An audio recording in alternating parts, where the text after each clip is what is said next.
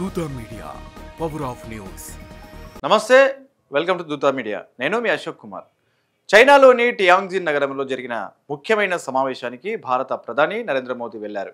ఈ పర్యటనలో మోదీకి చైనా ప్రభుత్వం ఇచ్చిన ప్రత్యేక బహుమతి ప్రపంచ దృష్టిని ఆకర్షించింది. అదేంటంటే ఒక కారు. అయితే అది సాధారణ కారు కాదు, చైనాలో అత్యంత ప్రతిష్టాత్మకమైన హాంకీ L5 కారు. ఈ కారును అక్కడ రెడ్ ఫ్లాగ్ అని కూడా పిలుస్తారు. చైనా అధ్యక్షుడు జిన్పింగ్ తరచుగా వాడే ఈ కారు అక్కడి నాయకత్వానికి ప్రత్యేకగా భావించబడుతుంది. హాంకీ అనే బ్రాండ్కి చైనాలో ప్రత్యేక స్థానం ఉంది. ఇది పూర్తిగా చైనాలోనే రూపకల్పన చేసి తయారు చేసిన వాహనం. అందుకే చైనాలో దీని స్వదేశీ గర్వంగా చూస్తారు. హాంకీ L5 చరిత్ర చాలా పాతది. 1958లోనే తొలి హాంకీ మోడల్ రూపుదిద్దుకుంది. మొదట్లో ఈ కారు కేవలం కమ్యూనిస్టు పార్టీ అగ్రనేతల కోసం మాత్రమే తయారు చేశారు. తర్వాత ఇది దేశ ప్రతిష్టకు ప్రతీకగా మారింది. ఈ ప్రాజెక్టును ప్రభుత్వం ఆధ్వర్యంలో పనిచేసే ఫస్ట్ ఆటోమేటివ్ వర్క్స్ అనే సంస్థ ఇప్పటికీ నిర్వహిస్తోంది. ఈ కారు ప్రత్యేకతలు చెప్పుకుంటే ఎన్నో ఉన్నాయి. దాదాపు 6 మీటర్ల పొడవు ఉన్న ఈ కారు రోడ్డుపై నడిస్తేనే దాని ప్రెజెన్స్ను అందరూ గమనిస్తారు.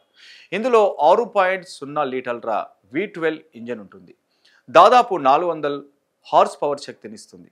అంత భారీ వాహనాన్ని సులభంగా నడిపించడానికి ఇది సరిపోతుంది. భద్రతా పరంగా చూస్తే ఇది పూర్తిగా బుల్లెట్ ప్రూఫ్. బాంబు దాడులు జరిగినా కూడా రక్షణ కలిగించేలా ప్రత్యేక మెటీరియల్స్తో తయారు చేశారు. అంతర్గతంగా సౌండ్ ప్రూఫ్ టెక్నాలజీ వాడారు. లోపల కూర్చుంటే బయట శబ్దాలు వినిపించవు. లోపల సీట్లు అత్యంత కంఫర్టబుల్గా లగ్జరీగా ఉంటాయి. Leather finish, wood design, gold touch కలిపి రాజసంగా తీర్చిదిద్దారు. కారులో ఆధునిక కమ్యూనికేషన్ సిస్టమ్స్ కూడా అమర్చారు. దేశాధినేతలు ప్రయాణించే కారు కాబట్టి లోపల నుంచే బయటి పరిస్థితులను మానిటర్ చేయగలిగే సదుపాయాలున్నాయి. టెక్నాలజీ, లగ్జరీ, భద్రత ఈ మూడు కలిపి హాంకీ L5ని ప్రత్యేకంగా నిలబెడతాయి.